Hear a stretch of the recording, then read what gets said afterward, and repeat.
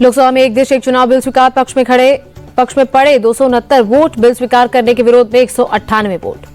One nation one election bill JPC को भेजा गया। कानून मंत्री अर्जुन राम मेघवाल ने रखा प्रस्ताव, अमित शाह ने किया समर्थन। बिल को लेकर बोले गृह मंत्री अमित शाह, पीएम ने कैबिनेट की बैठक में जेपीसी की बात रखी थी। कांग्रेस, सपा, एनसीपी, शरद गुट ने जेपीसी की मांग की थी।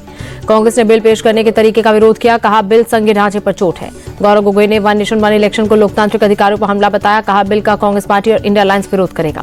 केंद्रीय संसदीय कार्य मंत्री किरण रिजिजू का बयान, वन नेशन वन इलेक्शन देश चाहता है, कांग्रेस बिना बात का मुद्दा बना रही है। टीएमसी ने भी one nation one election bill का विरोध किया, कहा यह बिल संविधान के ढांचे पर हमला, राज्यों की विधानसभाएं केंद्र के अधीन नहीं। One nation one election bill को गिरिराज सिंह ने देश के विकास में मददगार बताया, कहा इस बिल का सभी सांसदों को समर्थन करना चाहिए। एक राष्ट्र एक चुनाव पर केंद्रीय मंत्री गजेंद्र सिंह शेखावत बोले, यह निश्चित रूप से सबसे बड़े राजनीतिक सुधार होगा। वन नेशन वन इलेक्शन पर बोले शिवपाल यादव, समाजवादी पार्टी इसके विरोध में है, ये देश में तानाशाही ला रहे हैं और लोकतंत्र को खत्म कर रहे हैं। वन नेशन वन इलेक्शन पर बोले रामगोपाल यादव, हमारी पार्टी उसका विरोध करेगी क्योंकि वह संविधान की तमाम धाराओं के खिलाफ है। उद्धव ठाकरे की पार्टी भी one nation one election bill के विरोध में, सांसद प्रियंका चतुर्वेदी ने इसे संविधान पर हमला बताया। वन नेशन वन इलेक्शन पर एनसीपी एससीपी सांसद सुप्रिया सुले का बयान, इस पर और चर्चा होने की जरूरत, हमारी पार्टी की मांग जेपीसी की होगी। एआईएमआईएम ने बिल का विरोध किया, ओवैसी ने बिल को लोकतंत्र के खिलाफ बताया। केजरीवाल की आम आदमी पार्टी भी वन नेशन वन इलेक्शन के विरोध में, संजय सिंह बोले इससे देश भर में खरीद फरोख्त बढ़ जाएगी। चंद्रबाबू नायडू की पार्टी ने बिल का समर्थन किया, कहा एक साथ चुनाव से देश का पैसा बचेगा। एक राष्ट्र एक चुनाव पर बोले रवि किशन, यह ऐतिहासिक कदम, देश विराट होगा, विपक्ष को इसमें तुरंत सहमति देनी चाहिए। एक राष्ट्र एक चुनाव को अरुण गोविल ने बहुत अच्छा विचार बताया, बोले यह देश के लिए बहुत अच्छा है। एक राष्ट्र एक चुनाव की बीजेपी सांसद दिनेश शर्मा ने की तारीफ, इससे संविधान की मूल भावनाओं की रक्षा होगी। संसद भवन परिसर में विपक्षी सांसदों का प्रदर्शन, विरोध प्रदर्शन में प्रियंका गांधी शामिल, बांग्लादेश में हिंदुओं की सुरक्षा का मुद्दा उठाया। कांग्रेस सांसद प्रियंका गांधी की बैग पॉलिटिक्स आज भी जारी, आज बांग्लादेशी हिंदुओं के समर्थन वाला बैग लेकर संसद पहुंची। बैग पर लिखा बांग्लादेश के हिंदू और ईसाइयों के साथ खड़े हों, कल फिलिस्तीन लिखा बैग लेकर आई थी प्रियंका गांधी। प्रियंका के फिलिस्तीन वाले बैग पर योगी का अटैक, कहा कांग्रेस सांसद फिलिस्तीन का बैग लेकर चल रही हैं, हम यूपी के लोगों को रोजगार के लिए इजराइल भेज रहे हैं। बांग्लादेश के हिंदुओं के लिए संसद में विपक्ष के प्रदर्शन में बोले केंद्रीय मंत्री सुकात मजुमदार, सच में ये बड़ा परिवर्तन है और शायद ये मोदी मैजिक है।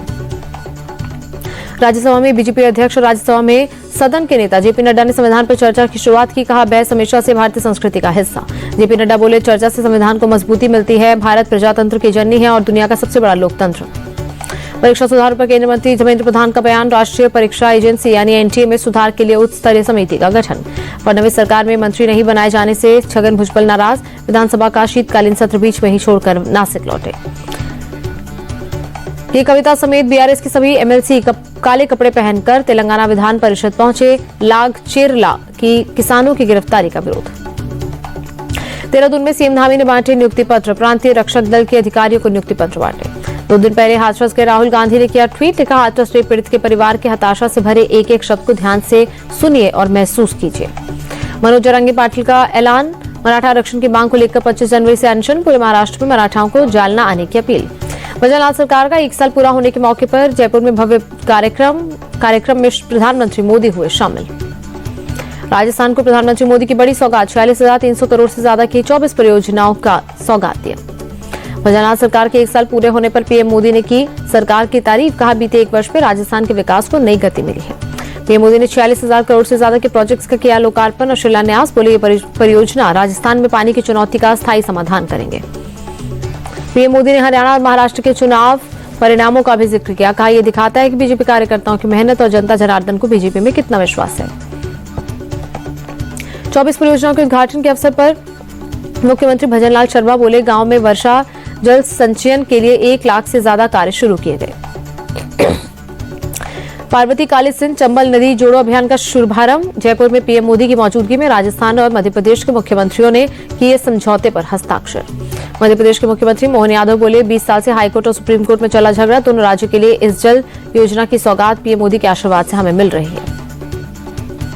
संभल के शिव मंदिर के पास अतिक्रमण हटाने का काम जारी, मंदिर के परिक्रमा पथ पर बने अवैध निर्माण पर एक्शन। शिव मंदिर से सटे घर का अवैध छज्जा तोड़ा जा रहा, मकान मालिक खुद अवैध छज्जे पर चला रहे हथौड़ा। यूपी के संभल में दशकों बाद फिर से खुले संभल मंदिर में श्रद्धालु पहुंचे, भक्तों ने की सुबह की आरती। मंगलवार के चलते हनुमान जी को चोला भी चढ़ाया गया। शिवलिंग का श्रृंगार कर मंदिर के अंदर छत्र भी लगाया गया। 40 साल से बंद शिव मंदिर को लेकर रस्तोगी परिवार का खुलासा। मंदिर के चारों तरफ 4 फुट का परिक्रमा मार्ग था। 1978 के दंगों के बाद खग्गूसराय से पलायन किया। रस्तोगी परिवार के अनुसार मुसलमानों ने डर का माहौल बना दिया था। जान माल बचाने के लिए एरिया छोड़ना पड़ा। चीन के विदेश मंत्री वांग यी के साथ कल बीजिंग में एनएसए अजीत डोभाल की बैठक। सीमावर्ती क्षेत्रों में शांति और शांति के प्रबंधन पर होगी चर्चा। बिहार के गया पहुंचे श्रीलंका के राष्ट्रपति अनुरा कुमारा डिसनायके एयरपोर्ट पर किया जोरदार स्वागत। श्रीलंका के राष्ट्रपति अनुरा कुमार दिसानायके ने राष्ट्रपति द्रौपदी मुर्मू से की मुलाकात। राष्ट्रपति भवन में सम्मान में डिनर का आयोजन। दिल्ली के कुछ स्कूलों को आज भी बम से उड़ाने की धमकी। साउथ दिल्ली और नॉर्थ वेस्ट दिल्ली के स्कूलों को मिली धमकी। कड़ाके की ठंड में भी पंजाब हरियाणा शंभू बॉर्डर पर जमे हैं किसान। विभिन्न मांगों को लेकर प्रदर्शन। पंजाब के खनौरी बॉर्डर पर भी जमे हैं किसान। ठंड से बचने के लिए अलाव तापते दिखे। दिल्ली के बवाना औद्योगिक क्षेत्र में आज सुबह एक फैक्ट्री में लगी आग। दमकल की 15 गाड़ियों ने आग पर काबू पाया।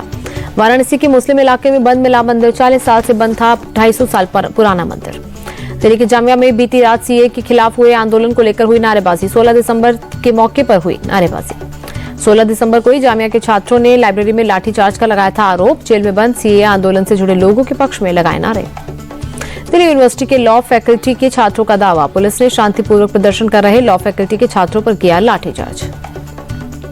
छात्रों का आरोप, लॉ फैकल्टी के डीन से मिलना चाहते थे छात्र, लेकिन डीन ने छात्र प्रतिनिधि से मिलने की बजाय कैंपस के अंदर पुलिस बुला ली।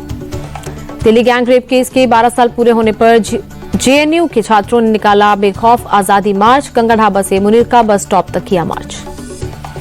क्लास में चिंगम खा रहे बच्चे को पड़ी डांट तो पेरेंट्स को बुला लिया। स्कूल में पेरेंट्स ने कर डाली शिक्षक की धुनाई। पेरेंट्स की पिटाई से घायल शिक्षक अस्पताल में भर्ती। स्कूल के दूसरे शिक्षकों ने सचिवालय जाकर तबादले की मांग की। रुड़की के पिरान कलियर में पुलिस का एक्शन। अश्लील और जानलेवा रील बनाने के आरोप में 2 युवती समेत 5 लोग गिरफ्तार होने के बाद माफी मांगते नजर आए आरोपी। एसएसपी के निर्देश पर की गई कार्रवाई। दिल्ली पुलिस की क्राइम ब्रांच को बड़ी कामयाबी। 2 हथियार तस्कर गिरफ्तार किए। कुख्यात टिल्लू ताजपुरिया और छेनू पहलवान गिरोह को करते थे हथियार सप्लाई। जयपुर के प्रतापगढ़ में एंटी गैंगस्टर टास्क फोर्स को बड़ी सफलता। करीब 40 करोड़ रुपए कीमत की ड्रग्स पकड़ी।